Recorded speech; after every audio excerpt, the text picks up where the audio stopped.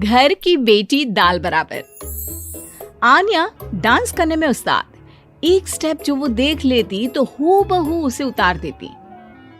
अरे आन्या बेटा, मेरी बेटी को भी डांस सिखा देना, उसका एनुअल प्रोग्राम है। हाँ आंटी, क्यों नहीं, अब कल शाम उसको भेज देना, मैं सिखा दूंगी। हाँ हाँ, नचनिया ही बन, आस पड़ोस के लोग तुझे इस्तेमाल कर रहे हैं। माँ, इस्तेमाल मेरा नहीं कला का हो रहा है। नाचना एक कला है, कला।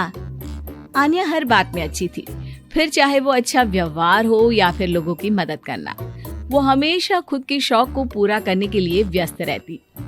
लेकिन घर वालों को तो उसका ये काम सिर्फ समय की बर्बादी लगता है। कहाँ है आन्या? उसको बोलो कि आज शाम को खाना वही बनाएगी। सपना देख लो कि तुम्हारी बेटी घर का खाना बनाएगी। अरे आसपास के लोगों का काम करने से उसे फुर्सत मिले तब तो कहीं जाकर वो हमारे घर का काम करेगी ना। देखो ना, इकलौती बेटी, ऊपर से गैर जिम्मेदार, अब करे तो क्या करे। तभी पड़ोस की पिंकी आ जाती है।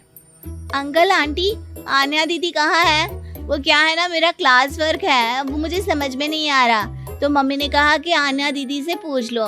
हाँ हाँ, क्यों नहीं, खुद का तो कोई काम है ही नहीं उसे। जाओ जाओ, सीढ़ी से ऊपर चली जाओ, वही कमरे में है आन्या। एक रोज शहर में डांस कंपटीशन वाले लोग आते हैं, जहां आन्या का डांस सबको पसंद आता है। क्या बात है, छोटे से शहर में इतना टैलेंट? बेटा कौन सिखाता है आपको? कोई नहीं सर, वो क्या है ना, मैं टीवी देखकर सीख जाती हूँ। अरे वाह, और आपके मम्मी पापा कहाँ हैं? वो नहीं आए? नहीं, वो लोग नहीं आए हैं। आन्या कंपटीशन जीत जाती है और घर में टीवी वाले आन्या का इंटरव्यू लेने आते हैं। अरे क्या है, कहाँ घुसे जा रहे हो, क्या हो गया? आप आन्या की माँ है ना? वो क्या है ना, आपकी बेटी ने डांस का कंपटीशन जीता है, हमारे शहर के लिए ये गर्व की बात है, तो हम लोग उनका इंटरव्यू लेने आए हैं। ओहो, बड़ा तीर मारा हो जैसे। अरे उसे आता ही क्या है डांस के सिवा, कुछ और करती तो शायद गर्व होता। तभी वहां आन्या आ जाती है और पत्रकारों को इंटरव्यू देती है। उसी रोज पिता के ऑफिस में। देखो तो आजकल के बच्चे कितने स्मार्ट हैं, धन्य है ऐसे बच्चों के माता पिता को। और किस्मत वाले होते हैं ऐसे माता पिता, वरना मेरी बेटी तो किसी काम की नहीं, सारा दिन बस नाच गाने में ही दिमाग लगाती रहती है। अरे वो बच्ची हमारे शहर की ही है, कितना नाम कमा रही है डांस में, हम तो उसकी बात कर रहे हैं। अच्छा, कोई डांस में भी नाम कमा सकता है? अरे दे देना भाई पेपर की कटिंग, दिखाऊंगा आन्या को भी मैं। क्या नाम बताया? आन्या? यही तो नाम है मेरी बेटी का, आन्या शर्मा। बड़े उम्मीद से रखा था कि कुछ अच्छा नाम कमाएगी, लेकिन नहीं। आजकल के बच्चों को माँ पापा की इमोशन की कदर है क्या? अरे ये देखिए, इस बच्ची का नाम भी आन्या शर्मा ही है, जो पूरे शहर का नाम रोशन कर रही है। पिता अखबार देखते हैं तो सामने बेटी की ही फोटो रहती है। लेकिन ये क्या, जिस फोटो को देखकर हर कोई गर्व कर रहा था, पिता को उस पे कुछ भी खास दिखाई नहीं देता। हमारी ही औलाद है ये, पता नहीं कब कहाँ जाकर नाम लिखवाती है, मुझे तो पता भी नहीं है। अरे शर्मा जी, जरा मिलवा दीजिए ना अपनी बच्ची से, मैं अपनी बेटी को भी ऐसा ही बनाना चाहती हूँ। मेरी बेटी को कुछ टिप्स दे देगी करियर को लेकर। अच्छा, ये दिन आ गया आपकी बेटी के, ले आइए कभी भी, लेकिन बाद में अफसोस ना करिएगा। सभी को आन्या के पिता की बात पर हैरानी होती है कि इतनी टैलेंटेड लड़की के माता पिता आखिर उससे चाहते क्या है। पिता घर आते हैं और माँ से कहते हैं, पता है तुम्हारी लड़की क्या कर रही है, या फिर ऐसे ही व्यस्त रहोगी हमेशा?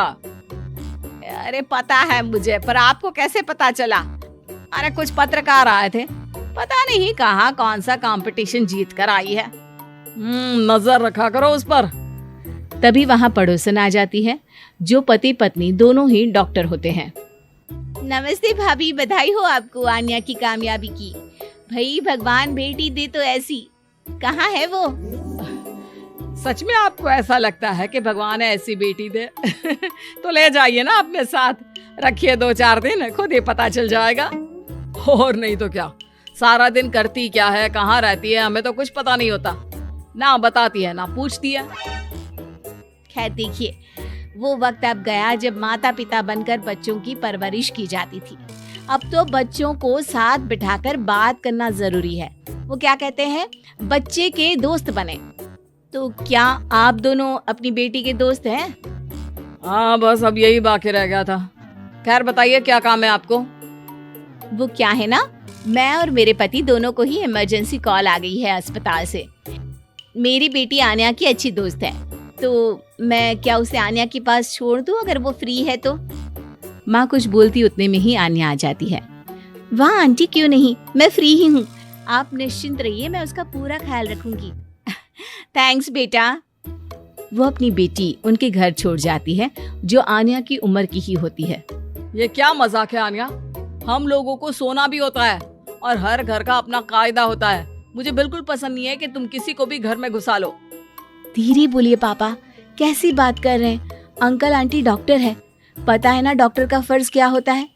अगर वो किसी की जिंदगी बचा रहे हैं तो क्या हमारा फर्ज नहीं बनता कि हम भी उनकी किसी न किसी तरह से मदद करें? आपको तो पता है घर पर अकेले रहना कितना अनसेफ है। हाँ, तो दुनिया को सेफ करने का जिम्मा तू नहीं ले रखा है? अरे बहुत महंगे अस्पताल के डॉक्टर हैं वो लोग, खूब पैसा मिलता होगा, लेकिन ये नहीं कि मेड रख ले। क्या कहती आन्या, कैसे माँ पिता को समझाती कि किसी की मदद करना कोई बुरी बात नहीं है। खैर कुछ महीनों बाद आधी रात को माँ जोर जोर से चिल्लाकर आन्या के कमरे में जाती है। बेटा बेटा आन्या, पापा के सीने में दर्द हो रहा है, बेटा कुछ कर। हाँ माँ, मैं डॉक्टर को फोन करती हूँ। आन्या डॉक्टर को फोन करती है, लेकिन माँ डॉक्टर को तो आने में काफी वक्त लग जाएगा। मैं पिंकी के पापा को बुला लाऊं? अरे वो नहीं आएंगे बेटा, वो लोग बहुत बड़े डॉक्टर हैं और हम लोगों के पास इतने पैसे भी नहीं है। माँ, मैंने डांस कंपटीशन में जो पैसे जीते थे वो है मेरे पास, आप चिंता न करें, बस पापा का इलाज करवा ले। आन्या के कहने पर वो बड़े डॉक्टर ना सिर्फ आन्या के पापा का इलाज करते हैं, बल्कि उन्हें ठीक करके घर भी ले आते हैं। आज मैं सिर्फ अपनी बेटी की वजह से बच गया। भगवान सबको ऐसी बेटी दे।